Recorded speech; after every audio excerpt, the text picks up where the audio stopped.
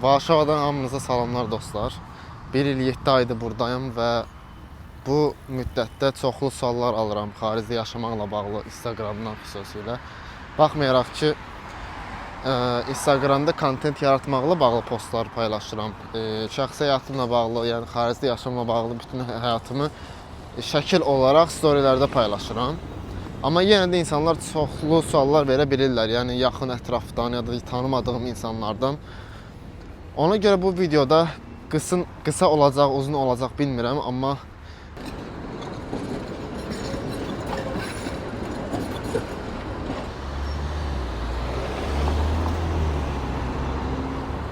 xaricə gəlmək istəyən çoxlu gənclər var və çoxlu mövzular var ki, gənclər ya da valideynləri çox narahatdır. Ona görə bir ağlımda olan suallara değinəcəm və mövzuları da değinəcəm ki, məsələ nədir, yəni çətinliklər nədir, asanlıqlar nədir xaricdə yaşamaqla bağlı. Bunu təcrübə etməlisinizmi gənc yaşda, yoxsa bakalavr oxuyub, biraz təcrübə edib, sonra mı xaricə gəlməlisiniz? Deməli, ilk öncə bunu deyərdim. Nə qədər tez gələ bilərsinizsə bura, o qədər daha yaxşıdır. Baxın, çətinliklər çoxdur. Bunlara videonun sonunda değinəcəm hamısına bir-bir. Amma təsəvvür edin ki, bakalavr oxuyub gəlirsiniz. Bəlkə də çoxunuz zaten bakalavr tələbəsisiniz. Mən demirəm indi bakalavr atın bura gəlin. Çünki videolara baxanların bəziləri də hələ 10-cu, 11-ci sinifdə oxuyan, yəni az yaşlı tələbələr var burada. Ona görə deyirəm ki, əgər daha tez gələ bilirsinizsə ki, mən 10-cu sinifdə artıq hazırlığa başlamışdım. İngilis dili öyrənirdim. Sonra pre-IELTS oldu, IELTS oldu və gəldim bura. Necə gəldiyimi zaten YouTube'da ilk videoda danışmışam ətraflı. Təsəvvür edin ki, 18 yaşınız var və artıq xaricdəsiz. Ki, çoxu 25 yaşında ayılır ki, kaş bakalavrı oxumazdan əvvəl xaricə gedərdim və xaricdə yaşamağı təcrübə edərdim. Yəni bu çox böyük bir şansdır. 1-0 öndə olursunuz. Əgər tez gələ bilmirsinizsə, artıq gecdirsə, yəni bakalavr tələbəsisinizsə, magistr gələ bilərsiniz. Hələ də gec deyil. Çünki xaricə gələndə öyrəndiyiniz çox bacarıq olur və öyrəndiyiniz şeylərdən biri də odur ki, necə həyatda qalmaq olar tək başına. Tək başına dediyim həqiqətən sözün əsl mənasında tək başına. Yəni bütün dostlarınızı, yaxın ətrafı, valideynlərinizi qoyursunuz Azərbaycanda və gəlirsiniz bura və öz başınıza bir şeylər etməyə çalışırsınız. Yəni bura gəlmə səbəbiniz tələbəlik olur. Yəni universitetə müraciət edib gəlirsiniz də bura nəticədə. Amma bura gəlib də ancaq tələbə olmursunuz. Məsələ odur. Yəni məqsədiniz daha böyük bir şeydirsə, bura gəlib ancaq universitetlə, necə deyim, ancaq universitet oxumaqla qalmırsınız da.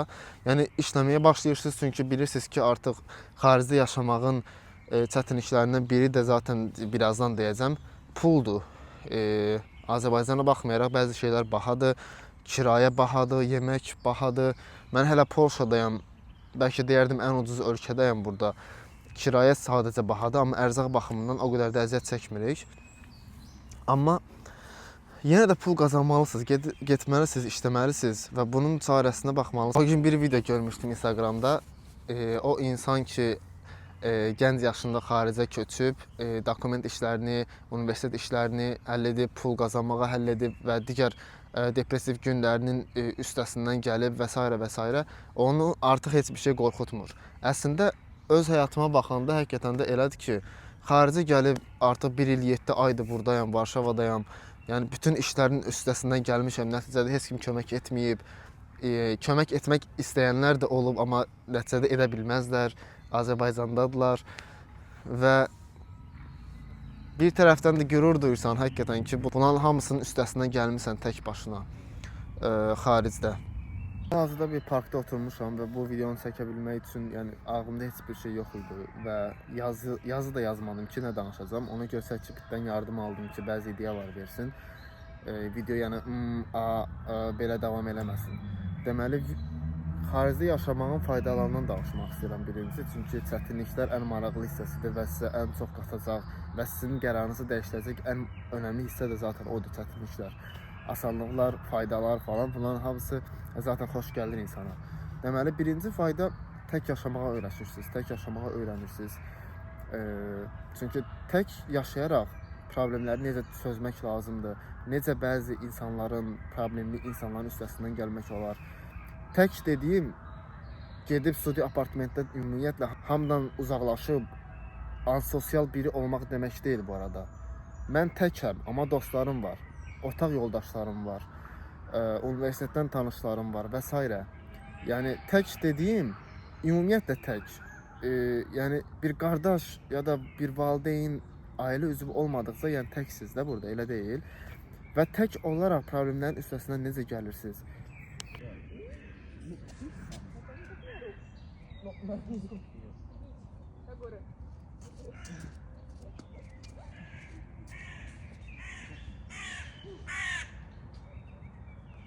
Neyse, videomuza devam edək. Nə deyirdim mən? Yalnızlığın faydalarını görürsünüz. İkincisi, deyərdim ki, cultural adaptation, yəni mədəniyyət adaptasiyası. Bu nə deməkdir? Yeni bir mədəniyyətə daxil olanda, Polşanın öz mədəniyyəti var, Avropa mədəniyyəti var. Bura daxil olanda, onların servislərindən istifadə edəndə, dillərindən istifadə edəndə, mağazaya daxil olanda, restorana daxil olanda ya da digər şeylərdən istifadə edəndə və onların mədəniyyətini öyrəşirsiniz, hörmət edirsiniz. Onlar öz mədəniyyətlərini hörmət edirsə, siz də artıq ona alışmağa çalışırsınız. Mədəniyyətlərini hörmət edirsiniz. Burada xarici olaraq nəsə də onlar icazə verirsiniz, buradasınız, elə deyil. Üçüncü deyərdim dil bacarıqları. İstəsəz də, istəməsəz də bir ölkədə uzun müddət yaşamağa gəlirsinizsə, o dili eşitdiyiniz üçün və biraz da məcburluq hissi gəldiyi üçün o dili öyrənirsiniz. Məsələn, mən Polşa dilini heç vaxt öyrənmək istəməmişəm və bu səbəbdən hələ ki çox yaxşı bilmirəm. Halbuki artıq 2 ildir olacaq buradayam. İstəsəydim çox yaxşı bilərdim əslində. Amma çalışın, yeni bir ölkəyə getdiyiniz zaman mütləq o dili öyrənin. Nəticədə dil öyrənməyin öz faydaları var. Plus da ki, bura lokal cəmiyyətə daha çox yaxınlaşa bilirsiniz, qaynayıb qarışa bilirsiniz daha tez. Üçüncü, həyat tərzindəki dəyişim. Azərbaycanda çox bambaşqa bir həyat tərzim var idi. Bura gəldim, tamamilə dəyişdi, amma eyni də qalmadı. Bura gəldim, tutaq ki, ilk 2 ayda onun həyat tərzim, sonraki 3-4 aydakı həyat tərzim tamamilə başqaydı. Artıq son 3-4 aydakı həyat tərzim tamamilə başqadır. Çünki iş dəyişdirirsiniz ya da universitet dəyişdirirsiniz ya da universitetin cədvəli dəyişir, deyək ki, bunlardan asılı olaraq həyat tərziniz də dəyişir. Ona görə də müxtəlif həyat tərzlərini yoxlayanda sizin hansı həyat tərzinin sizə daha çox uyğun olduğunu və hansının sizin işinizə daha çox yaradığını görürsünüz.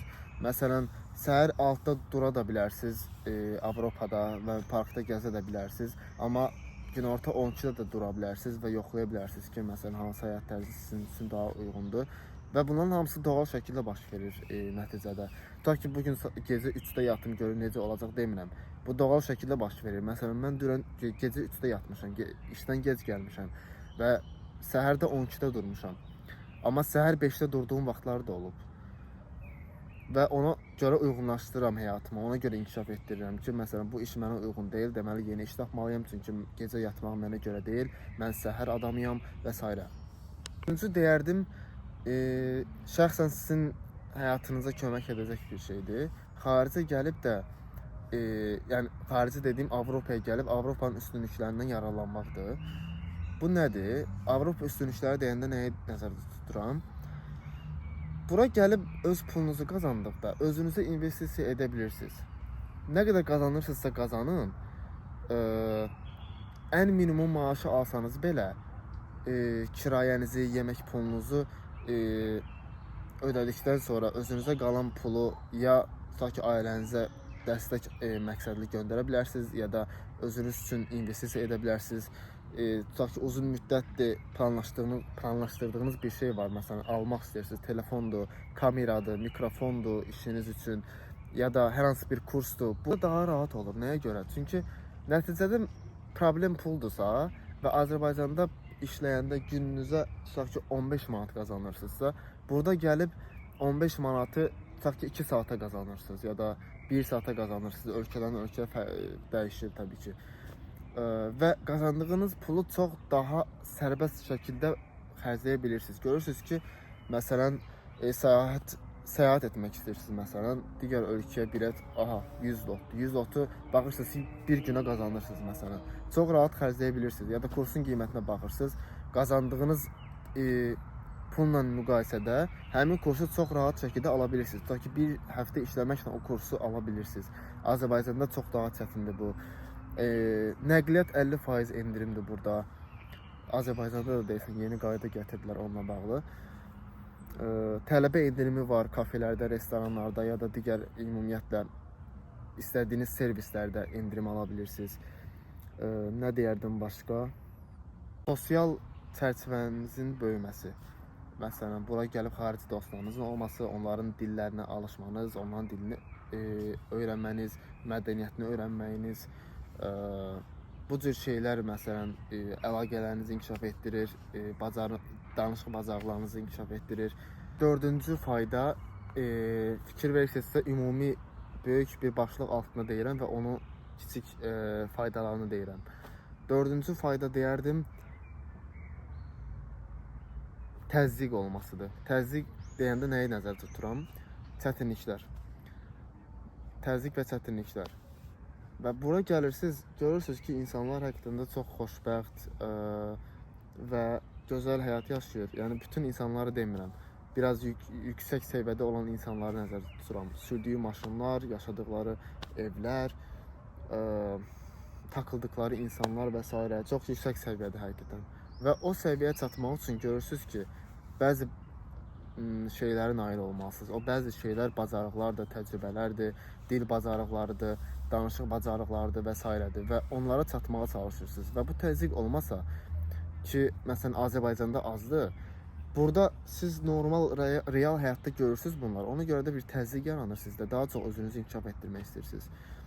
Və bununla da çətinliklər bölməsinə keçmək istəyirəm ki, ən önəmli hissədir və mənə ən maraqlı olan hissədir həqiqətən ki, həqiqətən nə düşünürsünüz bu çətinliklərlə bağlı, bu çətinliklərin üstəsindən gələ biləcəksinizmi və bu çətinlikləri eşitdikdən sonra həqiqətən bura gəlmək istəyəcəksinizmi yenə də bu faydaları eşitdikdən sonra. Deməli, birincisi kim olmanızla bağlıdır və hər şeydən əvvəl onu deyim ki, mən bura gəlmişəmsə, hamı gəl. Demək olar ki, hamı gələ bilər. Çünki mən əvvəl çox utancaq, insanlardan uzaqlaşan, yaxşı danışıq qabiliyyəti olmayan və çox həyat təcrübəsi olmayan insanlardan biriyəm. Və bura gəlib həyatda qalmağı bacarmışamsa, sən də gələ bilərsən. Çoxunuz gələ bilərsiniz. Amma kim gəlməməlidir? Çünki bəziləriniz həqiqətən gəlməməlidir. Əgər bu videoya baxanlardan aranızda stresə, depressiyaya çox uzaqdırsa və bunu öyrəşmirsə, bunun üstəsindən gələ biləcəyini düşünmürsə, bəzi filmlərdə gördüyünüz və çox ayıb saydığınız şeyləri burada gəlib real həyatda görməyə hazır deyilsinizsə gəlməyin. Burada nəyi nəzərdə tuturam? Yəni filmlərdə görüb də burada görməyə hazır olmadığınız. Çünki burada Avropada bəzi qaydalar var. Yəni mən Polşada olmağıma baxmayaraq, mən düşünürəm ki, digər ölkələrdə daha bərbaddır vəziyyət. Bunu necə açıq şəkildə deyə bilərəm, bilmirəm, amma normalda elə şeylər var ki, biz ədəbsiz sayırıq və əxlaqsız sayırıq, necə deyim ki, Avropada bu çox gec hallarda baş verən bir şeydir ya da baş versə belə, yəni uzaqlaşdırılan bir şeydir. Burada biraz insanlara azadlıq verildiyi üçün və insanlar demək olar ki, heç birinin vecinə deyil, istədiyi şəkildə gəzir, danışır, içir, yeyir ya da nə oldu səsimə? İçir, yeyir, gəzir, geyinir və s. Və bunlar öz düşüncə tərzlərinə uyğun olaraq baş verir. Yəni digər insanları düşünmədən edirlər.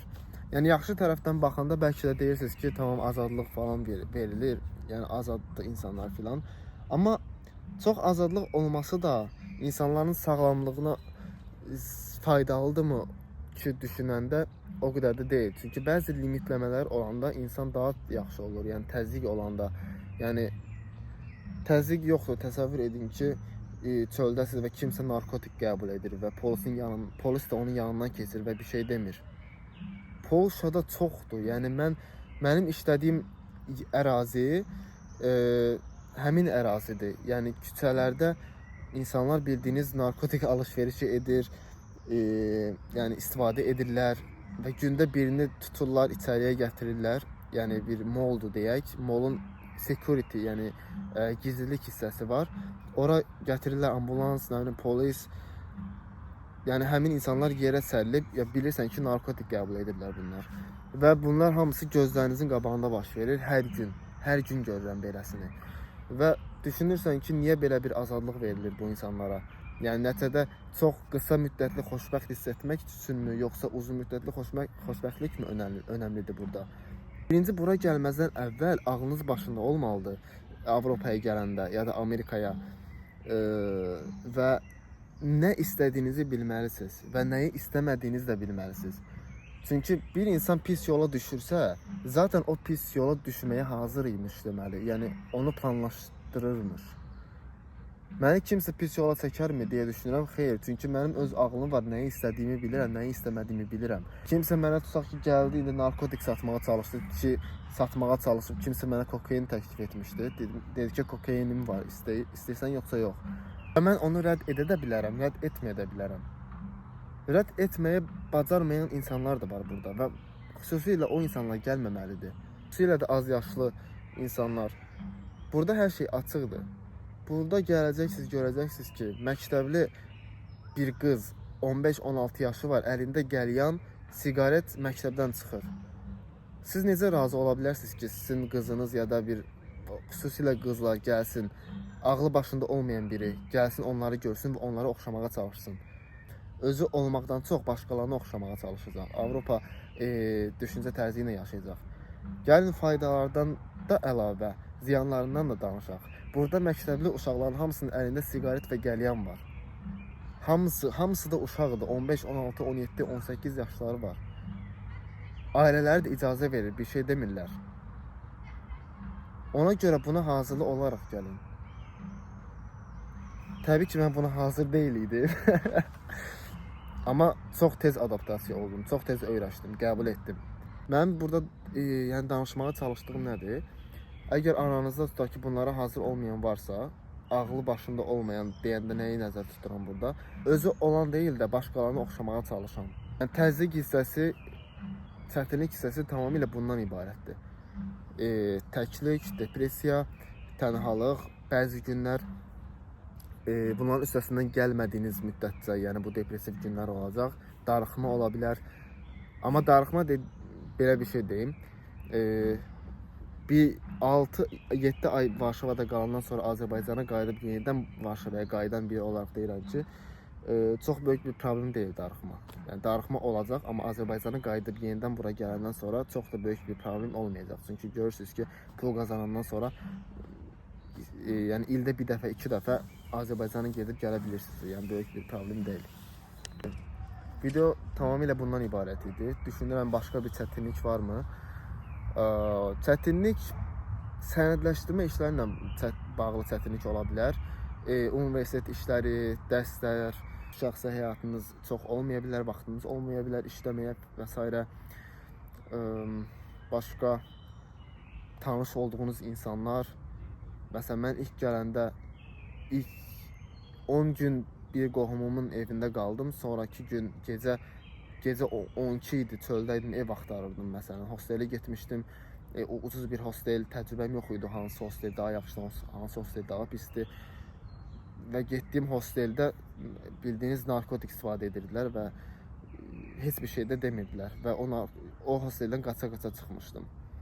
Və həmin günə görə, həmin ana görə mənim yaşadığım ən pis günlərdən biri idi. Halbuki o gündən sonra yenə də həmin günlər yaşadım. Yəni depressiv günlər, stressli günlərim var idi və indi həmin günlərə baxıram ki, əslində o qədər də böyük bir şey deyilmiş. Sadəcə biraz daha cəsarətli və daha özgüvənli olmalıymışam, o qədər. Və bəli, çətinliklər bunlardan ibarətdir və onlardan başqa çətinliklərin hamısı sizi gücləndirir, daha güclü, daha özgüvənli, daha bilikli, daha təcrübəli bir insan edir. Çalışın xaricə nə qədər tez gələ bilirsinizsə, o qədər də daha tez gəlin. Və xaricdə yaşamaqla bağlı digər videolar da paylaşacağım. Əlimdən gəldiyi müddətcə, Polşada olduğum müddətcə, xaricdə yaşadığım müddətcə Avropanın çətinlikləri, faydaları və əgər hər hansı bir sualınız varsa mütləq ki, rəylər hissəsinə yazın və onları digər videolarda cavablandırmağa çalışacağım.